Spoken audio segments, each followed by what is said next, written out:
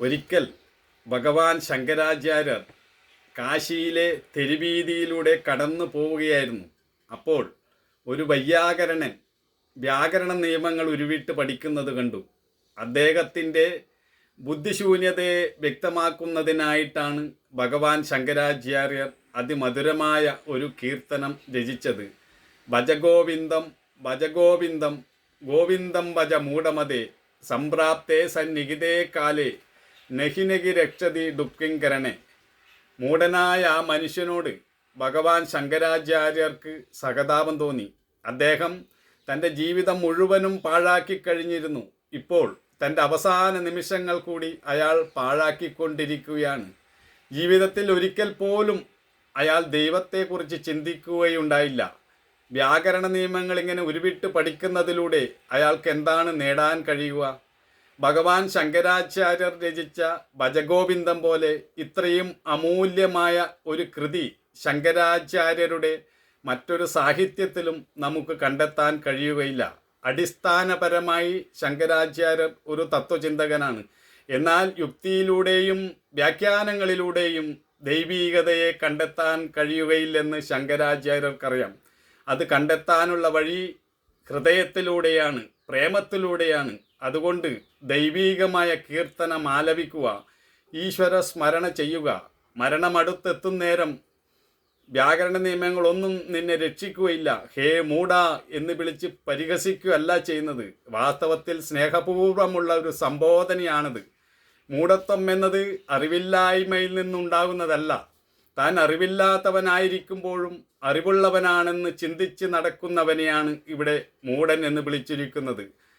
വാസ്തവത്തിൽ ഒന്നും അറിയാത്തൊരാൾക്ക് അത്ര അഹങ്കാരമുണ്ടായിരിക്കുകയില്ല, അയാൾക്ക് വിനയമുണ്ടായിരിക്കും. എന്നാൽ യഥാർത്ഥ അറിവെന്തെന്നറിയാതെ ഈ പണ്ഡിതൻ തനിക്കറിയാമെന്ന് വ്യാമോഹിക്കുന്നു. അയാൾക്ക് ഭാഷയും സാഹിത്യവും തത്വചിന്തയും അറിയാമെന്നതിനാൽ അതെല്ലാം അയാളെ വഴിതെറ്റിക്കുകയാണ്. ആരെയാണ് ശങ്കരാചാര്യർ മൂഢൻ എന്ന് വിളിച്ചത്?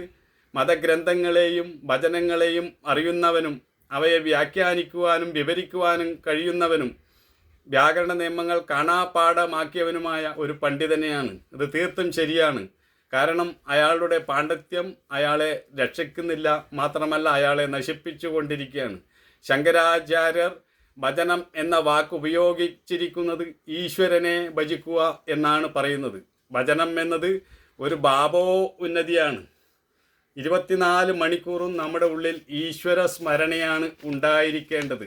മൂഢതയാണ് നമ്മുടെ രോഗം. അതിനുള്ള സിദ്ധ ഔഷധം ഈശ്വര സ്മരണ ചെയ്യുക എന്നതാണ്. അധികാരവും പേരും പ്രശസ്തിയും യൗവനവും ഉണ്ടെന്ന് കരുതി അതിൽ അഭിമാനിക്കാതിരിക്കുക. കാരണം അതെല്ലാം ഒരു നിമിഷം കൊണ്ട് മരണം നമ്മിൽ നിന്നും തട്ടിയെടുക്കും. ഈ മിഥ്യാധാരണകളെല്ലാം വെടിഞ്ഞ് ദൈവത്തെ അറിഞ്ഞ് ആരാധിക്കുക. എല്ലാ അഭിമാനവും പൊള്ളയാണ്. വാസ്തവത്തിൽ എല്ലാ അഭിമാനങ്ങളും യാതൊരു ആഴവുമില്ലാത്തതാണ്.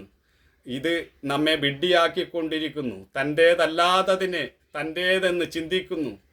ക്ഷണികമായതൊന്നും തന്നെ നിലനിൽക്കുന്നതല്ല, നിലനിൽക്കുന്നത് പോലെ തോന്നുന്നു എന്ന് മാത്രം. നമ്മൾ സ്വയം വിഡ്ഢിയായിക്കൊണ്ടിരിക്കുകയാണ്. നാം നമുക്ക് ചുറ്റും ഒരു വഞ്ചനയുടെ ലോകം സൃഷ്ടിക്കുന്നു.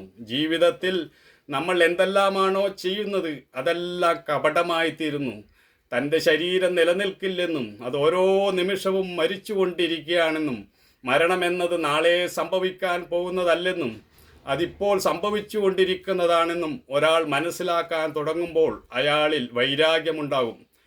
നാം ഓരോ നിമിഷവും മരിച്ചുകൊണ്ടിരിക്കുകയാണ്. ജീവിതം തുള്ളി തുള്ളിയായി അവസാനിച്ചു കൊണ്ടിരിക്കുന്നു. പകലും രാത്രിയും പ്രഭാതവും പ്രദോഷവും വസന്തവും ഹേമന്തവും വീണ്ടും വീണ്ടും വരികയും പോവുകയും ചെയ്യുന്നു. ഇങ്ങനെ കാലത്തിൻ്റെ കളി തുടർന്നുകൊണ്ടിരിക്കുന്നു.